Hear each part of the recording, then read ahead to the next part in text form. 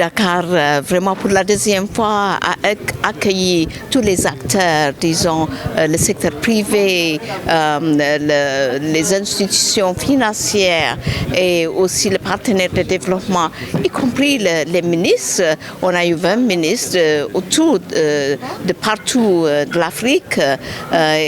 On était ensemble pour créer la synergie, pour exécuter le programme de PIDA partout et pour aussi résoudre les défis que le projet se fasse. Donc, on a soulevé certains défis qui relèvent de la politique de développement d'infrastructures. Donc, il y a ceux qui relèvent de manque de coordination de tous les acteurs. Il y a ceux qui relèvent aussi de manque de participation du secteur privé dans l'exécution du programme de PIDA, mais aussi le manque d'investissement pour la préparation des projets. Donc, on a quand même eu beaucoup de discussions, d'interactions, de conversations autour de ce sujet. On a résolu que les acteurs privés qui étaient nombreux ici, qui ont participé à cette conférence, soient impliqués.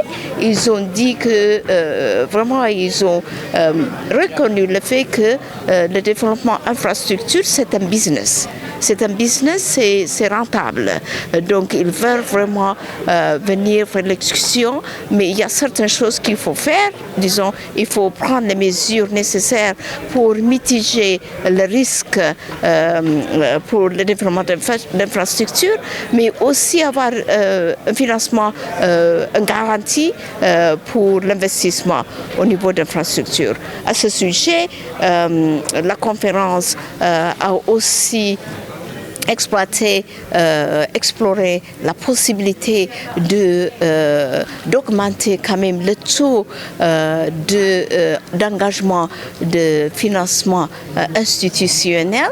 Donc il y avait l'exemple de Kenya où le gouvernement a mis, ou le gouvernement, c'est pas le gouvernement, c'est le secteur privé, donc c'est un partenariat public-privé qu'ils ont mis 10% de financement institutionnel, ça veut dire de financement souverain et aussi le fonds de la retraite pour la mise en œuvre, pour financer l'infrastructure dans leur pays. Et ça, c'est un très bon exemple.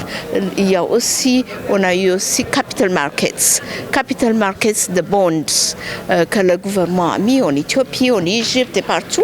Donc il y a le financement innovatif qu'on a quand même cité des exemples et puis on s'est mis d'accord qu'on va vraiment faire un mapping de toutes les innovations qui se présentent en Afrique et mettre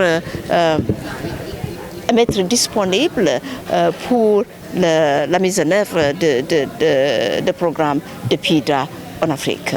En Afrique, il y a beaucoup de déclarations, de décisions qui se font, mais le suivi manque. Donc ça, c'est un sujet que le président Macky Sall lui-même a vraiment soulevé.